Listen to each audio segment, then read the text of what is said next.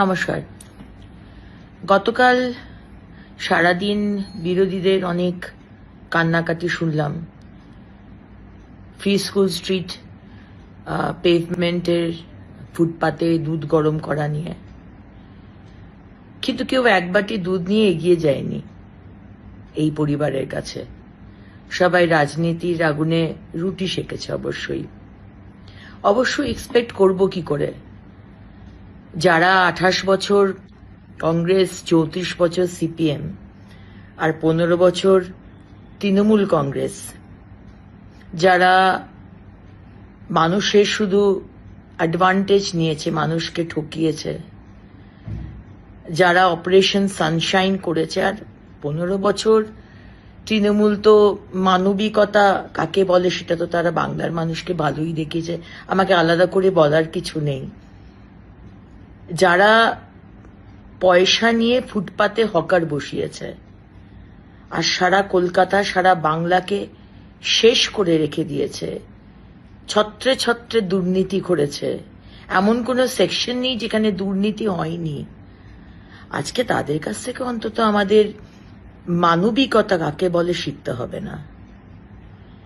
Free school স্ট্রিটের মতো একটা বিজি রাস্তা, সমানে যেখানে গাড়ি যাচ্ছে, দুপুর 2টোর সময় রাস্তার পাশেই, খুব উঁচু ফুটপাত নয়, রাস্তার সাথে অলমোস্ট একই লেভেলের একটা ফুটপাত, হয়তো 10 ইঞ্চি উঁচু, একটা 6 মাসের বাচ্চা হামাগুড়ি দিচ্ছে।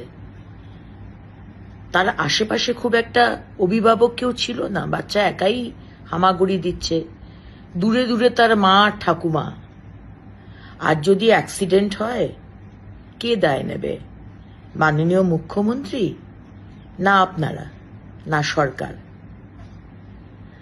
আজকে ওই ফুটপাতের মধ্যে কেরোসিন স্টোভে 1 গামলা দুধ জাল দেওয়া হচ্ছে। 1 গামলা দুধ ওই 6 মাসের বাচ্চা খাবে?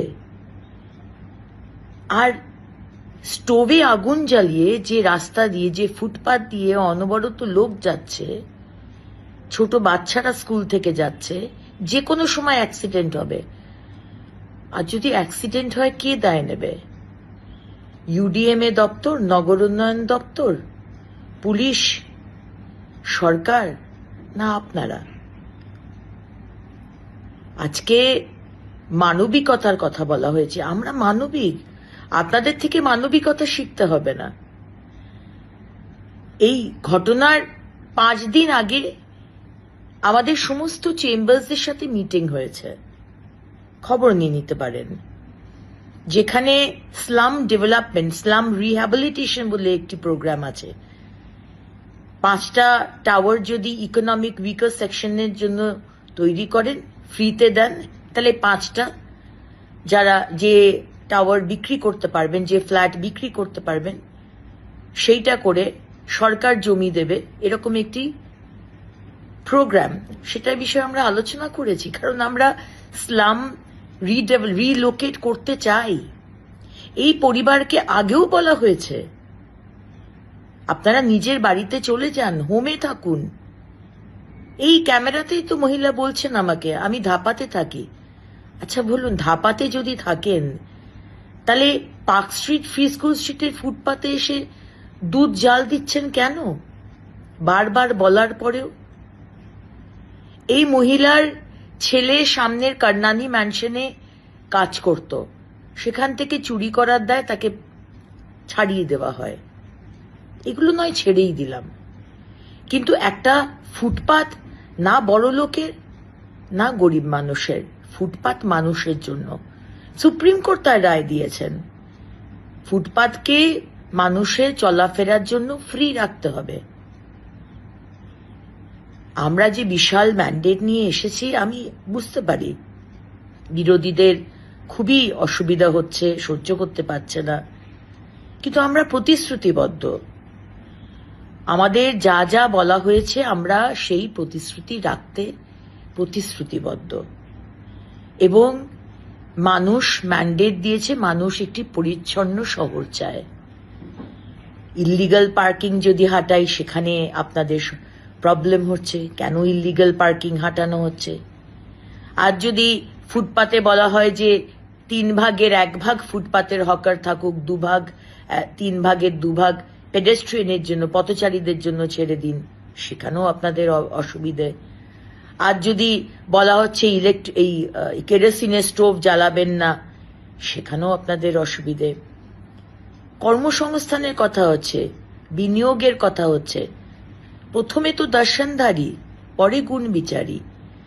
আর যদি বাইরের ইনভেস্টর, বিদেশ তো ছেড়েই দিলাম, দেশেরই অন্য রাজ্যের ইনভেস্টর এসে দেখে যে অবস্থায় আমাদের ফুটপাথ, রাস্তা, ফ্লাইওভার নেই, যানজট, আসবে ইনভেস্টর?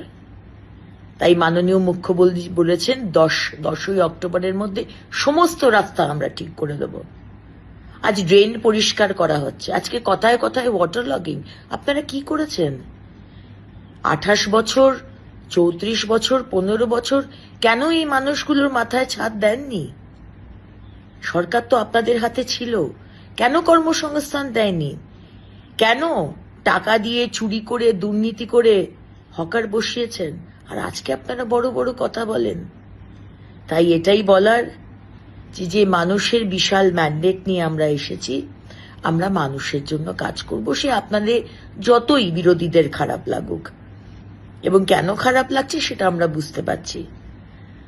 মানুষ, ইললিগাল পার্কিং থাকবে না, ফুটপাথ পরিষ্কার পরিচ্ছন্ন থাকবে, মানুষ ইজিলি চলাফেরা করবে, স্লামদের জন্য আলাদা অ্যাপার্টমেন্ট হবে, আলাদা বাসস্থান হবে, প্রধানমন্ত্রীর আবাস যোজনা গ্রামীণ এবং আরবান আছে, সেখানে ব্যবস্থা করা হবে, স্লাম রিহ্যাবিলিটেশন স্কিম যেটা আছে তার মধ্যে ব্যবস্থা করা হবে, ইনভেস্টমেন্ট আসবে, ল্যান্ড পলিসিও হবে, আর ইজ অফ ডুইং বিজনেসও হবে। কিন্তু প্রথমে শহরটাকে, কলকাতা পশ্চিমবঙ্গের মুখ, জানলা, সেটাকে সুন্দর করতে হবে।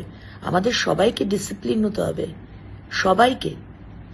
একা একটা সরকারের পক্ষে সম্ভব নয়। আর বিরোধীরা, আপনারা কোনোদিন কাউকে, যে দলে ছিলেন, অন্য দলরা কোনোদিন কাউকে কাজ করতে দেননি, শুধু বিরোধিতাই করে গেছেন। অবশ্যই বিরোধিতা করবেন, কনস্ট্রাকটিভ বিরোধিতা করুন, ডিস্ট্রাকটিভ বিরোধিতা করবেন না, অনাবশ্যক সমালোচনা করবেন না। হ্যাঁ, আমি হয়তো চিৎকার করে বলেছি, সেটা হয়তো আমার আরেকটু সফটলি বা একটু বুঝিয়ে বলা দরকার ছিল।